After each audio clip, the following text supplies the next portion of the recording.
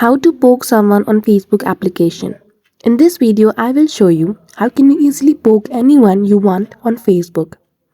So without any delay, let's get into it. For that, firstly open your Facebook application and go to search bar. There you need to type pokes to enable the feature of Facebook poke.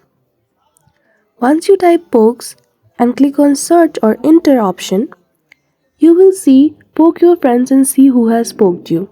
Once you click on it, it will show you the list of your friend list and you will see the option of poking them. As I have no friends in this account, so I have no option here, but you can see the list of your friend list and you can poke anyone you want. And you can even search the name of your friends whom you want to poke. And that's all. That is how easily you can poke anyone on Facebook application. So I hope you found this video helpful. If you did, don't forget to give it a thumbs up and subscribe to our channel for such tutorial.